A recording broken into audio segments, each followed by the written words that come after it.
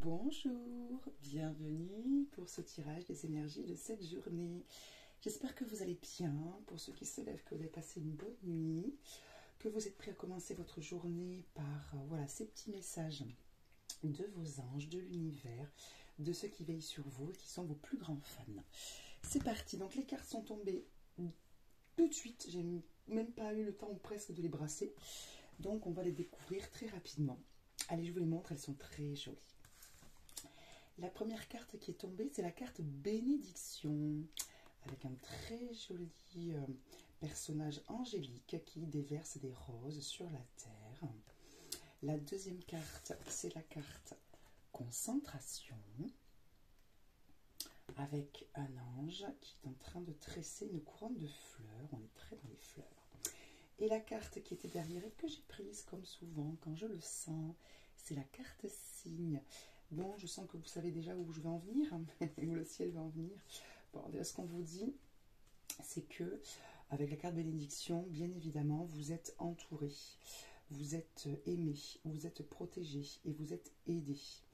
Quelle que soit la situation dans laquelle vous êtes et pour laquelle vous avez demandé de l'aide, on vous dit que vous la recevez, que vous devez être attentif donc aux signes.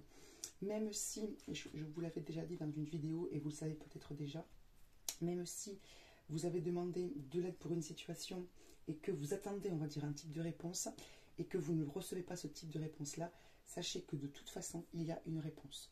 Donc même si ce n'est pas ce à quoi vous pensez ou ce que vous désirez comme type de réponse, il n'empêche que vous avez une réponse. Donc essayez de voir si ce n'est pas exactement ce que vous avez demandé comme réponse, comme moyen en fait, s'il n'y a pas quelque chose qui se passe, quelqu'un qui rentre dans votre vie, une pensée que vous avez eue, quelque chose qui pourrait être moyen de résoudre le problème ou d'apporter une réponse à votre question. Et bien sûr, si vous n'avez pas demandé d'aide, n'hésitez pas, le ciel est là. Donc soit vous recevez actuellement beaucoup d'aide et la réponse à vos questions, à vos demandes d'aide ou de réponse, etc., pour un problème, pour un doute, pour un choix que vous devez faire. Et dans ces cas-là, on vous demande d'être attentif aux signes, parce que le ciel est véritablement là. Soit on vous dit qu'il ne faut pas hésiter à demander de l'aide à vos anges, à vos guides, à vos défunts, à ceux en qui vous croyez qui peuvent vous aider, parce qu'ils sont véritablement là et ils vous envoient des signes pour vous dire, vas-y, demande-nous de l'aide, on est là. Ok. Et éventuellement aussi, ça peut vouloir dire que vous pouvez demander à vos anges, vos guides, à l'univers, etc., de vous envoyer des signes pour vous aider à prendre une décision ou à savoir qu'ils sont bien là, etc. D'accord? Donc, il y a deux écoles. Il y a ceux qui disent qu'il ne faut pas demander de signes en particulier. Et il y a ceux qui demandent des signes en particulier parce que ils ont choisi, on va dire, un signe avec leur ange. Alors très souvent lors d'une méditation, etc. Donc ils ont choisi par exemple que leur ange gardien où leur ange gardien et eux ont choisi ensemble, à travers une méditation, etc., que leur signe serait, mettons, les cœurs ou les papillons. D'accord? Donc, je ne sais pas à quelle école vous appartenez ou quelle école vous parle davantage, mais sachez, que vous êtes très écouté, très aidé, très entouré, que vous recevez des signes, d'accord? Et que la réponse à vos demandes est là quelque part. Bon. Et la deuxième carte, c'est la carte concentration. La carte concentration vous demande bien évidemment de rester concentré sur le but que vous cherchez à atteindre, mais aussi de rester concentré sur des pensées positives. D'accord? Je vais vous lire exactement ce que dit le livret à propos de cette carte, parce qu'il me semble que c'est très très bien écrit, très très bien dit, et que si je ne le lisais pas, j'oublierais peut-être des petites choses qui pourraient être importantes. Concentration. Centrez-vous sur ce que vous désirez et non sur ce que vous ne voulez pas.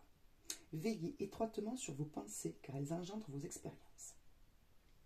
Nous choisissons toujours nos pensées, ce n'est pas elles qui nous choisissent. Toutes nos pensées ont une influence, il n'existe aucune pensée neutre. Ainsi, avec un peu de pratique, vous apprendrez à surveiller vos pensées et à les modifier.